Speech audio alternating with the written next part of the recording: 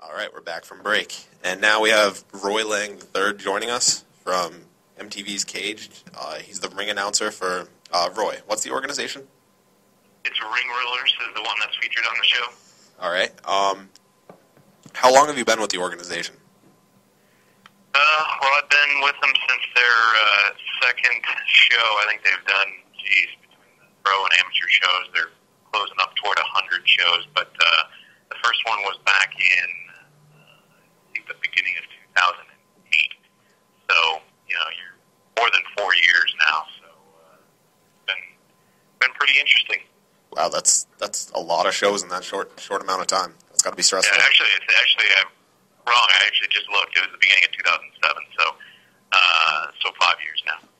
Still, that's a lot of shows in a very short time. How many is that a year? Yeah. How many has that been? Like, how does that average out to a year? Well, man, I'll tell you one thing. The last 2 years, especially since the MTVs has started filming, the shows actually didn't have as many shows as we used to do. I would say from February, maybe March, to the beginning of football season, which is huge down here, which is August, the end of August, beginning of September. We did almost one a week. Wow. And, those were spread out over Louisiana, Mississippi, Oklahoma, Arkansas. We've been everywhere. And then Will Royals, who's also on the show, he's the head of Ring Rulers. He's also got an oil business, and he sort of tended to that for a while the MTV thing was going on, and they just focused on the fights, the events that the MTV folks were filming at. So the number went down a little bit because of that, but man, there was years. I think 1 year that probably put on 25 or 30 shows.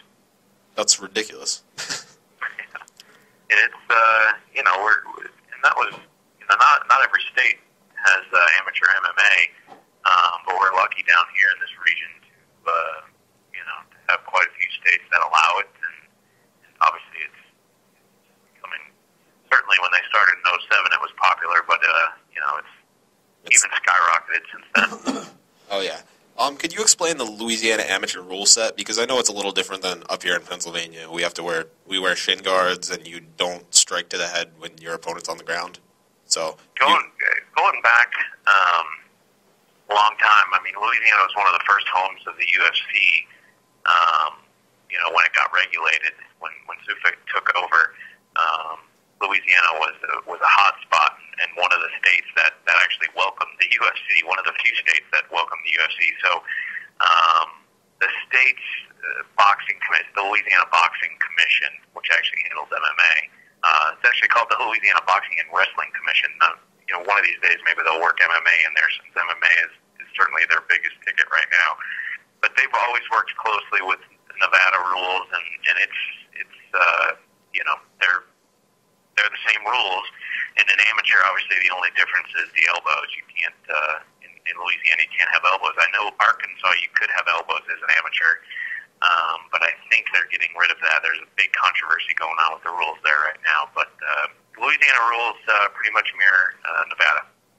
Yeah, I'm actually going to expand upon that. I remember seeing, this week, I was watching one of the old Nick Diaz interviews, and he talks about how he thinks the elbow strikes don't actually help the sport. They make it tougher, and they don't make it show as much skill, because when you actually have to make the fist and punch the person, you have to make room, and when you make the room, the person can escape and get back to the feet. How do you feel about the elbow strikes? Well, I've actually never thought about it that way. I think that's a decent point, but I think a guy like Kenny Florian would certainly hate to see the elbows go. But I mean, it's a brutal part of the sport, but I think it's especially the way that they have it, where you can't do the 12-6 and stuff like that. I mean, I certainly don't mind them in there, and I certainly don't have, but I don't have a problem. That being said, I don't have a problem with them not being allowed by the amateur. I'm actually, when I do fights in Arkansas, and the amateurs, are allowed to do elbows, I'm not too sure about that, because you always get in amateur fighting, you're going to get a much bigger discrepancy. You're liable to get a much bigger discrepancy between fighters, and I think, you know, if you have that big discrepancy and elbows are allowed, I think things could get pretty serious. But thankfully, I haven't seen any ramifications of the elbows in the amateur game in Arkansas yet. So, but I keep it out of amateur and okay with pro. That's fine by me. All right. I also have this.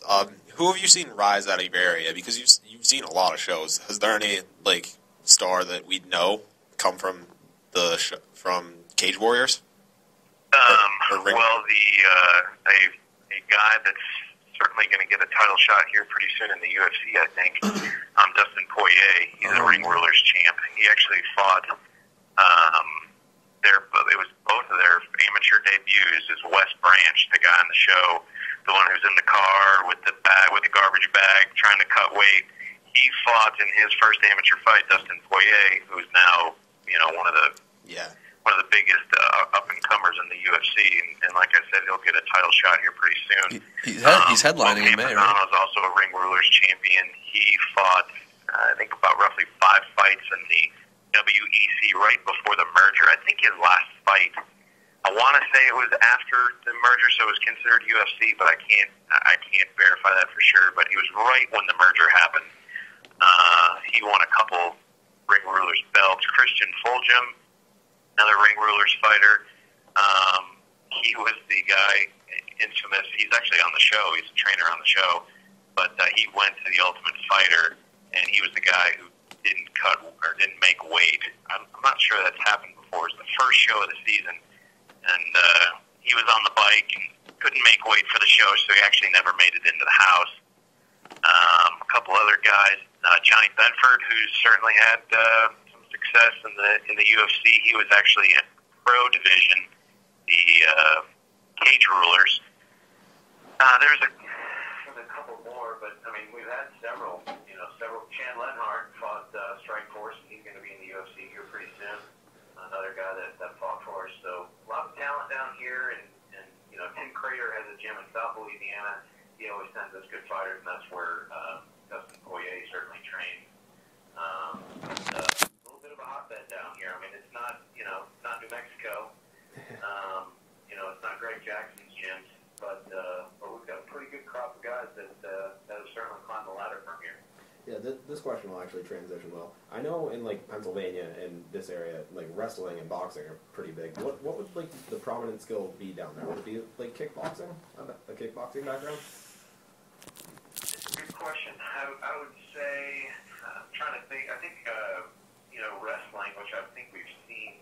It's funny. I think MMA transferred from first it was the stand up, and then anybody that had any sort of ground game, had a huge advantage, because when the sport first started, it was just a bunch of guys that wanted to go out there and throw haymakers, and then you get a guy like Horace Gracie, who had obviously ridiculous skills on the ground, and he was beating everybody.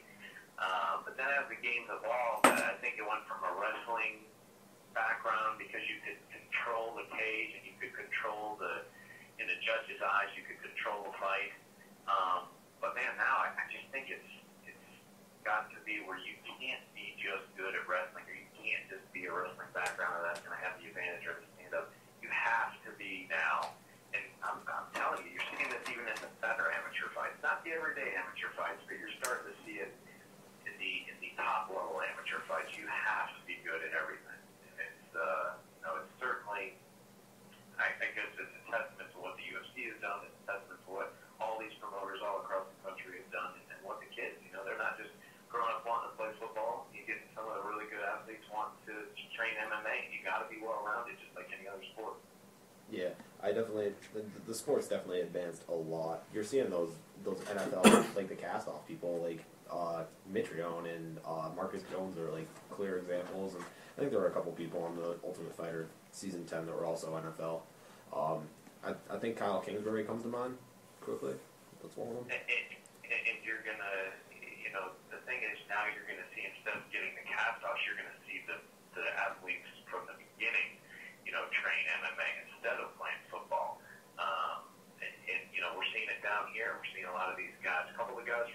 You know, they played football in high school, but they went right to, you know, to MMA, and they were always training, whether it was boxing. Most of the guys down here, a lot of it was boxing, because boxing's pretty big down here. But, you know, that's the big difference. This sport is even going to take a greater leap in terms of athletes once these new crop of kids who just trained MMA, didn't play just football or whatever, and then come to MMA after. So it's, you know, the sky's the limit in terms of talent we're going to see in Cage. All right. I don't know if you talked about this before, but I know Pat Barry is from the Louisiana area. Did you see him come up from like around your area? I did not see him fight in any of the shows I either announced for any of the different promoters or actually watched. But man, he is, you know, he's certainly a beast, and you know, helped put Louisiana on the map. And we've got a bunch of guys. You know, Rich Clemente came down here, and now he has base here. You know, Melvin Millard originally from here. So, you know, guys like Dustin Poirier, Jim Prater, you know, Pat Barry. You know, those guys are they're not only putting Louisiana on the map in terms of the national scale, but they're getting kids in this area and in the Gulf Coast, Mississippi, Louisiana, Alabama, stuff like that, into the sport. Like I said, you know, they're starting to train at a younger age. So guys like that, you know, like a Tim Crater or a Rich Clemente, while their careers might be over or near the end, you know, the benefit of what they've done, we'll probably see here in about, you know, 10 or 15 years. Oh, definitely. Whenever you have someone that has actual success from your area that's in the sport, it makes people want to be like, oh, I could go out and do this on my own. I know that happened here with Brian Stan. That's happening definitely with Jimmy Hedges in our area. Brian Stan's from your area? Yeah, Brian Stan's originally from Scranton, but now he's down. Great story there. You know, my real job is a sports reporter, and I did a big feature on him, talked to him. I'd say, God, I think it was when he was the WEC champion, so it's been a while, but what a story there. Oh, yeah, definitely. That Silver Star, everything. What else do I have?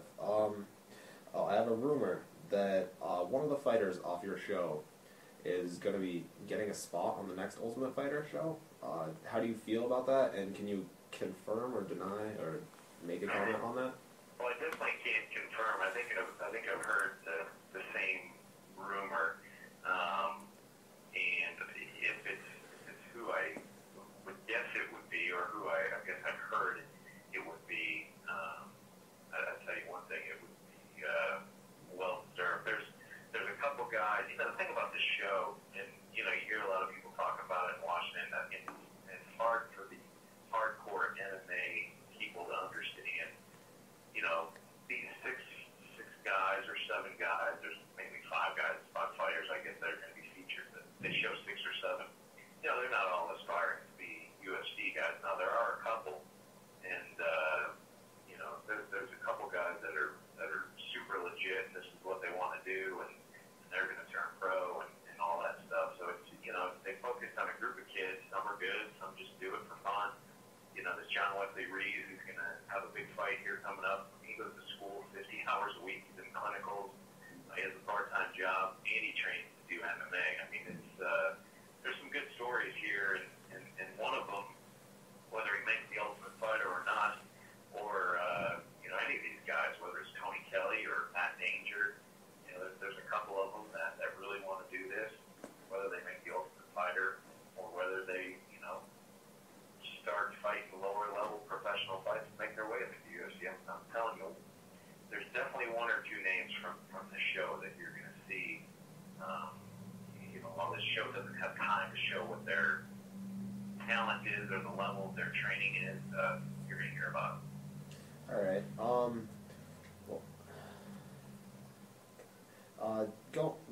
I think we both have the idea of who it is that's coming off the show that everyone's like focusing on. But I remember seeing throughout the show, like, did Chanel go back and forth from having a professional record? Because at one point he talks about... No.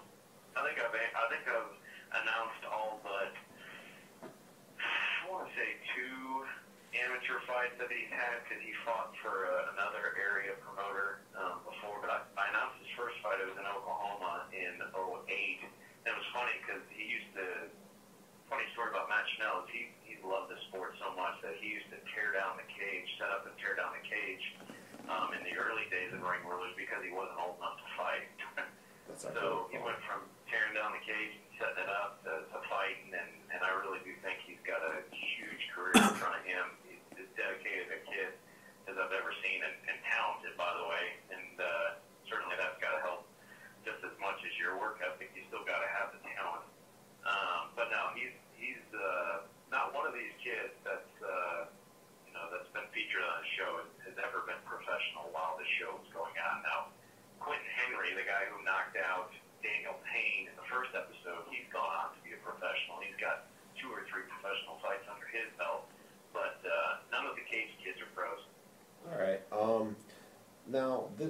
kind of off topic completely, but how do you feel about this Diaz situation? Because it's been a big debate in the MMA community for the past few weeks.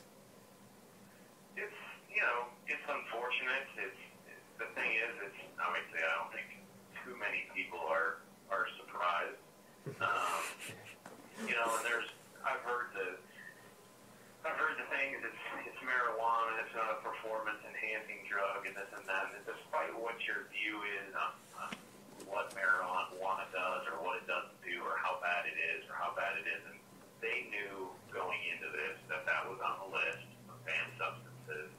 And, he broke the rules. And it's unfortunate. We'll see what happens with the suspension or whatever's going to happen. But, he's certainly messed things up for himself. I mean, he was going to get another shot at Condit, which I was surprised because the winner of that, if he wins, he's certainly going to go on and face GSP. And I don't think there would have been any talk of a rematch for Condit. But since Condit won, all of a sudden he had to fight Diaz again. But Diaz messed up, and it appears that Condit's now going to get GSP. So it's unfortunate, and I just hope Diaz comes back from this,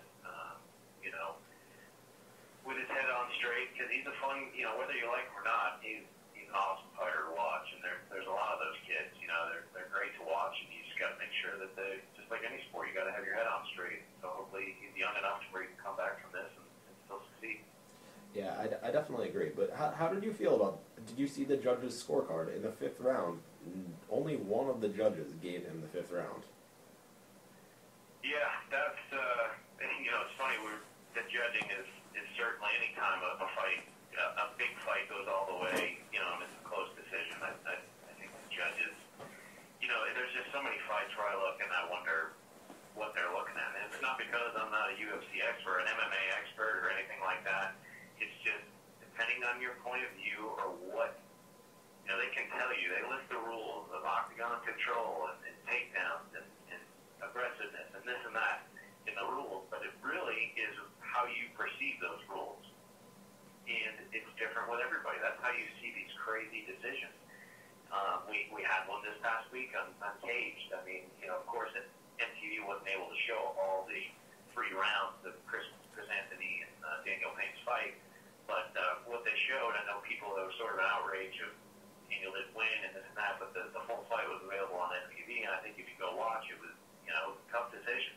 And in that case, blood, I think when blood is a factor, when someone's cut, I don't know what you guys have seen in some UFC fights that you've watched or even amateur fights, but once there's blood, I think that has a bigger influence on the judges than sometimes it should. Obviously, sometimes when a guy's bloody, it's deserved, but a lot of times it's one shot that opens up a cut and blood happens. So, whether it's that or the takedowns or the big shot was Condit hurt, was Diaz hurt? I mean, it's just, you see so many different ways of judging a fight, depending on who it is. And I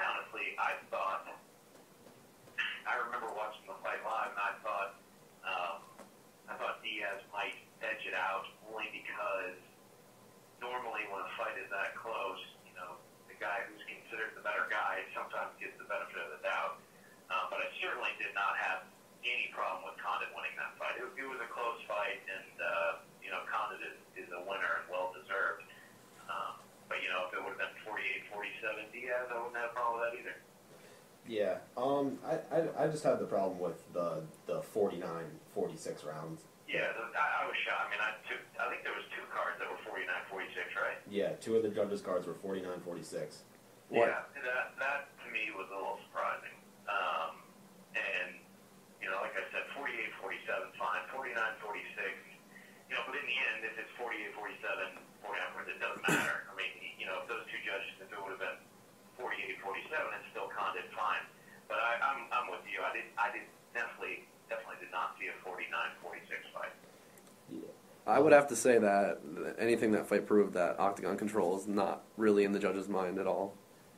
Did you just hear that, Roy? No, I couldn't barely hear that. I didn't hear. Okay. My co-host asked, he said that the octagon control doesn't really seem to be that far in the judge's mind because the whole fight, like, Condit's walking backwards. Yeah, but I mean, you got to remember guys' styles too. I mean, Chuck Liddell was a counter puncher. I mean, because he didn't throw first. I mean, it's just, I think a lot of people made the big deal about Condit sort of moving backwards. His idea was not to get caught in the corner. That was obviously his game plan, was don't let Diaz catch you in a corner. And because you get backed into a corner and then you bolt sideways, I mean, is that running because you're chicken or you don't want to fight, or is that just because that's your game plan? You don't want to get stuck back in the corner to take Diaz, which, I mean, who does? So it's not like he ran and then wasn't aggressive. He ran and then started coming forward again. So it was, I think you could look at it two different ways. I can't remember that one. Gosh, who was the one UFC fight where the kid literally ran all over the cage? And I mean, it was one of the most embarrassing moments in UFC history. It was probably a year and a half, 2 years ago. But I think Condit just stuck to his game plan, and that was to not let Diaz dictate the pace of the fight, dictate where the fight was going to take place. And I think when you talk about octagon control, I think he was trying to avoid that. I mean, he was trying to, because if Diaz backs him in the corner, and next thing you know, he spends 30 seconds there, and not only is he taking some serious blows, but obviously, Diaz is showing control. So, I can see both ends. He did spend a lot of time sort of running backwards, but he also spent a lot of time landing some pretty good leg kicks and some pretty good blows. Yeah, I agree with you, but I'm just going to move on to tonight's event because I think it transitions really well, because another fighter that constantly gets strange decisions that people are mad about would be Diego Sanchez. How do you think he does tonight against Jake Ellenberger? And also, like, how good do you think Jake Ellenberger is? Do you think he's as good as his record shows, or do you think he's better? Do you think he's worse? Do you think the Shields victory was like a fluke? Man, I'll tell you one thing. I was there in New Orleans covering that fight, and it was funny because no one really was really thinking too much of Jake Shields at the time, despite the fact that he had a 4-fight winning streak, I think, and the loss that he had before that, his first one in the UFC, was Carlos Condit. So that's a pretty legit guy to lose to. But he looked like a monster that night, and I think it's reflected. I believe, if I remember, Ellenberger's about a 4-1 favorite over Diego Sanchez, which is incredible. I mean, Diego Sanchez is certainly no slouch. You look at the guys that he's lost to: Fitch, Koscheck, BJ Penn, now John Hathaway. I think he won that one back. But there looks to be some value. If you're a better at 4-1, there looks to be some value with Diego Sanchez because he's a beast too. So this is a pretty good fight for free TV, I think. I'm not saying it could be a main event on a pay-per-view, but if this was an undercard, if this was a first fight of the night on a pay-per-view, I don't think too many people would complain. So I'm just happy to see it, but until someone beats Jake Ellenberger, obviously I think he's got to have the edge. Do you think he's like realistically very close to the title? Like how far do you think this win would propel him? Well, that's a good question. That division, we just sort of talked about it. I mean, is he gonna, if he wins this fight, is he gonna be the next in line? After GSP, faces Condit. I would probably say almost like Dustin Poirier. I would think this would probably take one more. I think if you look at what they've done in the past, Dana White has not generally gone from a free TV fight to a title fight. I think he goes from this, and if he wins this, then he goes on the on the fight card, on the pay-per-view fight card, on the televised portion of the pay-per-view fight card, and then bingo. Then I think you have a title fight. Plus, you're talking. So when is the title fight going to be available for him? Because when's GSP coming back? When's the Condit fight going to be? And then how long after that is somebody going to get a chance? And if it's not him first, I mean, you could be talking, he could be talking a year away, and he might lose in between now and then. So that division, it all basically comes down to, is GSP going to be healthy to fight? And obviously it looks like Condit's going to be that guy, and then what happens after that? So, it's unfortunate that, and the your middleweight division is sort of the same thing. Two of your greatest fighters, we're just sort of waiting for them to come back, and then things can continue on. Yeah, it's a really strange division because I never actually thought about this, but the top 3 fighters in welterweight are pretty much out for a year and a half at least. Because you have Diaz probably getting suspended, you have Condit who has to wait for GSP, who is probably going to be back around November, but that's really being lucky because he is coming back from an ACL reconstruction, which isn't any light surgery. Yeah, no kidding. And then then you're going to come back and your first fight is then I guess you'd have to imagine if he'd get 2 shots at it. If he comes back and loses after being away for so long, does he get the immediate rematch with Condit? So then any other title contenders would, that pushes them back even more. It's the unfortunate thing about MMA really compared to a lot of other sports. The injuries certainly take a huge, they're a huge factor in how matches are, how long the title belts are held and this and that. But I think they do a decent job of these interim belts. I wasn't a big fan of interim belts, but when a guy's out 18 months or when a guy's out, even a year, I think there's room for interim belts, and I think it needs to be done. I think the interim belts help the promotion, but yeah, like you said, when you have injuries, it's just so tough in this sport. Like Peyton Manning was out this year for the NFL, but it still went on. Like the Colts still played their season. If GSP's been out for 18 months, and the welterweight division is somewhat stagnant now. Yeah, and it's sort of been, besides the hiccup with Matt Serra, that division has been, he went through that division, back and forth. And that's certainly a testament to the incredible fighter that GSP is. But that division for, really, when was the last time that division was up for grabs? It's been a long time. Besides the hiccup of Matt Serra, which I don't think anybody thought he was going to beat him again, you got to go back a long time to the last time that there was real doubt in who the best welterweight was. Yeah, I think you'd actually have to go back to when GSP emerged with Hughes, that, and that's going back real far. Yeah. And even then, it was coming off of Hughes' complete dominance for years before then too.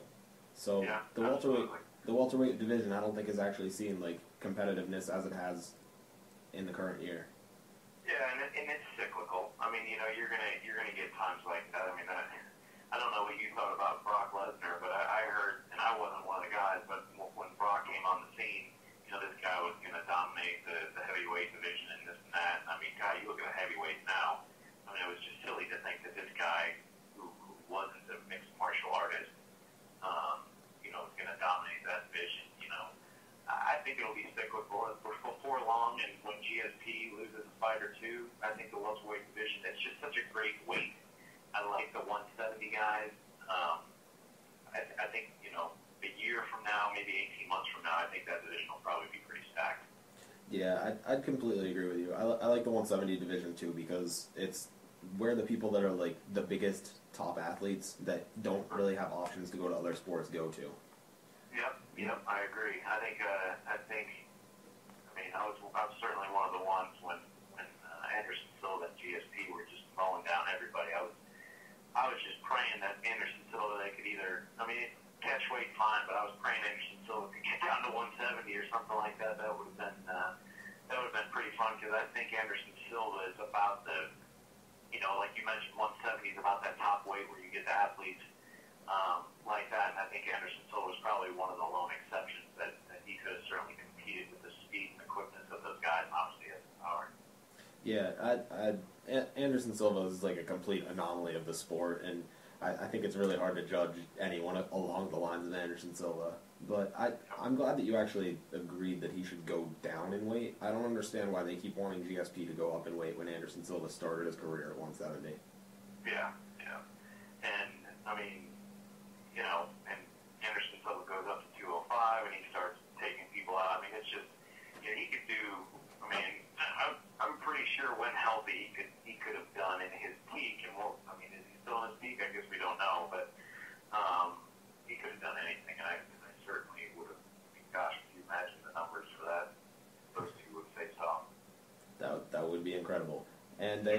also had, I don't know if you remember this, but I think it was last October, Anderson Silva called out Frank Mir. I don't know. I think that'd be an interesting fight too. But that would be only because I mean Frank Mir is such a man. He's the I'm not certainly on in the Frank Mir fan club, but he's one hell of a guy to watch fight, and leading up to the fight, he's a showman. That's what the game needs. Showmen that are talented, and he is. I certainly know who I would have been rooting for in that fight, but I would have loved to have seen it, and I think it would have been great for the sport. Frank Mir is just he's one of the guys that you can look at and certainly say has done the UFC wonders for a number of years, and he's fun to watch. I root against him, but he is fun to watch. I have one last thing before we're going to let you go. I have one last question before we're going to let you go, and it's a topic that we're constantly talking about on the Beatdown, and it's how good is Daniel Cormier going to be? Wow. I mean, what's good? I mean, are we talking titles? Are we talking? We're talking. We're going to give him time. I mean, that's a good question. Good. I mean, you're obviously going to see him get his chance. And I know a lot of people around here will be rooting for him. I guess you just never know. I mean, you never know until he faces a top line guy. Not that he hasn't faced some good guys. I mean, it doesn't, like I tell anybody, if you go 9-0 in mixed martial arts, you're doing something, because you don't. Unlike boxing, you don't see these ridiculous records that a lot of these guys have. He certainly had 6 or 7 fights in Strikeforce. I know some of them were Strikeforce challengers. Yeah, but a couple. The Olympic. I love seeing Olympic athletes. In this sport, I think Randy Couture, obviously, it adds legitimacy. And if this kid can do it, I think it's gonna be great for the sport. It's gonna give it legitimacy. That was the word I was looking for. So I mean, he's a talent, that's for sure. I'd completely agree with you on that. I have him coming over to the UFC and winning the title when he does get his time too, because yeah, and I mean, I think would it be in his early 30s, something like that. So I mean, he's still got time.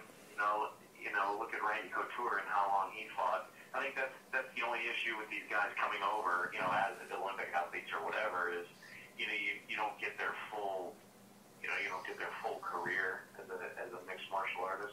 Yeah, you don't get their He's certainly got a couple of years left in his prime, and like I said, you just said it too. I don't think there's any doubt he's going to get his shot. That's for sure. All right. Well, thanks for coming on, Roy. We'll try and get you on again some other time, but thanks for coming on, though. Hey, anytime you guys want to have me, I appreciate it and look forward to it. All right. We'll see you, Roy.